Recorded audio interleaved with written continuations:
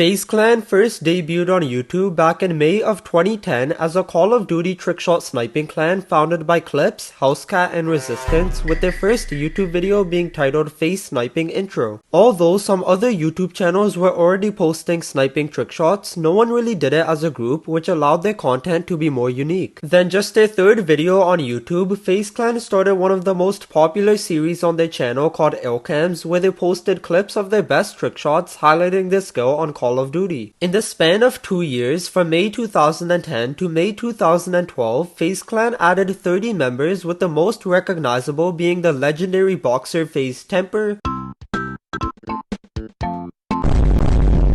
Faze Fakey, Faze Tico, and Faze Rain. This not only gave Faze a massive audience of viewers, raking in hundreds of thousands of views each video, but it also made them one of the biggest gaming teams in the world, with Optic Gaming being another noticeable one. Faze continued their success in 2012 by hitting the ultimate 1 million subscriber milestone, which currently is the 4th most viewed video on their channel, and uploading their most popular Illcams video, which has over 5 million views to this day. But 2013 was one of, if not, Faze Clan's best year, as this was the year they entered into the esports community by creating a Call of Duty team. This decision not only gave Faze Clan a platform to become more recognizable than they already were, but they also received over $15.5 million from 606 tournaments they participated in, with around 7 million coming from CSGO, 2.3 million coming from Fortnite, and 1.5 million coming from Call of Duty. This was also the year where Faze Clan started the hashtag Faze5 contest, where people looking to join Faze can compete by posting their best gaming clips on social media using this hashtag, and the best gamers will be enrolled in the clan. 2014 to 2016 were the years that a lot of Faze fans see as the best / most entertaining years ever, as you had members such as Rain, Apex, Adapt, Tico, and Banks move into the New York house, which also increased the views they got drastically. Having all these like-minded YouTubers that were pioneers of knowing how to make amazing content live in the same house really excelled the content to a new level, as they will start to make more in-real-life videos with each other while still uploading gaming videos here and there. The esports side also started to gain success as the teams got used to being in the bright light and won their first Call of Duty championship in October of 2014. With Faze doing amazingly on the esports side and having the best year they experienced with content creation, the clan's financial value went up with it. For the next 3 years, Faze Clan would continue to see success as the New York house members continue to switch away from gaming content to more in-real-life content, whereas the esports side expanded to other competitive games such as Counter-Strike, where they've seen exponential success, winning 4 championship trophies and hitting #1 world ranking on HLTV, a website that covers Counter-Strike tournaments and statistics, and they also expanded to Overwatch and PUBG. In 2017, Faze also added their first non-YouTuber and non-gamer, Juju Smith, who is an NFL player that played for the Pittsburgh Steelers at the time, which is the start of the weird side characters entering the clan. At this time, the Faze YouTube channel had seen a decline in views from what they were previously getting, since they stopped posting Call of Duty as the series wasn't as popular as before, so they started to post random videos like podcasts and in real life shit. But the clan as a whole was revived in 2018 with the come up of Fortnite, as the Faze YouTube channel began to post Fortnite videos, and as stated before, the esports side dominated in this field by becoming the most popular team in Fortnite and one of the top earning organizations in the scene. This was also the year Lil Yachty joined Faze Clan, which again made no sense. The clan continued to pursue their Fortnite journey for the next 2 years by signing Fortnite pros such as Nick Merckx, High Sky, and Mongrel, but they once again signed Offset and Brawny like they can crank 90s and get a 30-win victory royale or something. In 2020, they also branched out to different areas by partnering with Manchester City, Verizon, Beats by Dr. Dre, and collaborating with the NFL. This was also the year where popular Faze members at the time such as Banks, Rain, Jarvis, K, Tico, and more moved into the Hollywood Faze house, which was also Justin Bieber's old house. At this time, although the YouTube channel was putting up amazing numbers, fans started to realize that some original Faze members weren't being included in the videos, such as Faze Apex, who's been a part of Faze since 2011, and Faze Blaziken, who's been a part of Faze since 2015. Faze Clan went from being a small group of content creators that posted videos that they actually enjoyed recording, plus an esports team, to a money-grabbing clan by partnering with multiple brands and signing people that ultimately should never be in Faze, such as Lil Yachty, Offset, and then Snoop Dogg. Then on July 20th, 2022, Faze Clan thought it would be the perfect time to go public, which now was the worst decision they could have made. At the time, stocks for the company were trading at around $13 per share, and the price rose to $17.50 in late 2022 as Faze continued to win championships on the esports side and partner with more brands, making the value of the clan reach close to $1 billion.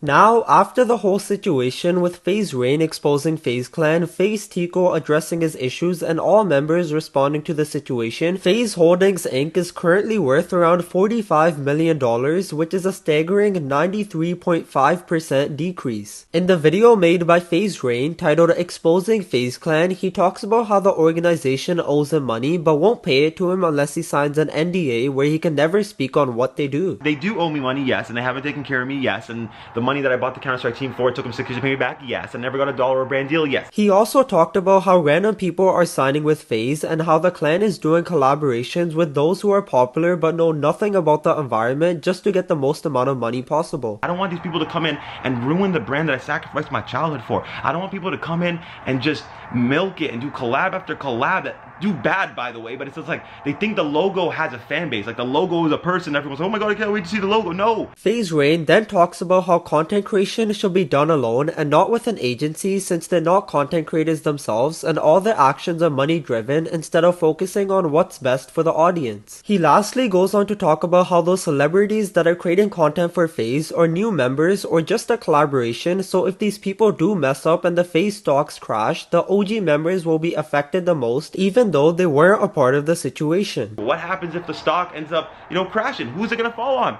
Obviously not the in the back. It's gonna be like Faze Rain, Faze Apex, Faze Alex, or Adapt, or whatever. Like, that's what's gonna fall on. It's not gonna fall on them. It's gonna be on us. So we're gonna take the L for something we didn't do again.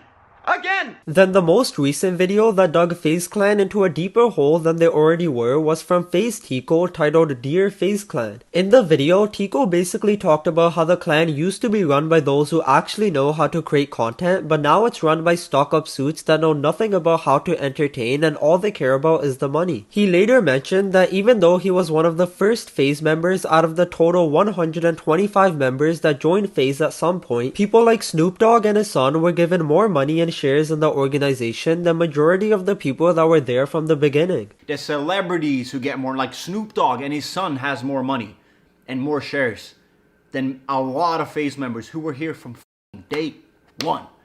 It's not even just about me at this point. There's so many people. Lastly, Tico mentioned that the first way into Faze Clan for him was to invest $50,000 of his own money, and even though he's been in the clan for 12 years, he currently doesn't have a contract or salary. And the first way in for me is me having to invest $50,000 of my own money. And even in that whole process, they fuck me over. Who would think that someone that's been in for this long and have such history with you guys would have some kind of deal with you and a contract with you? A lot of other ex-Faze members also got involved in how the corporation weren't treating them right, such as Faze K. I'll never forget one time when me and Tico originally were trying to fight for ourselves against these big corporate giants in 2019, and they sat down with me and Tico and basically said to us, you are worthless, you are nothing without us. This ultimately led to a lot of fans turning on Faze, as they shown that they only care about the money and don't care about the original people that started this entire journey. And that's where we are today. So comment down below what you think of this situation and feel free to subscribe to never miss a future video.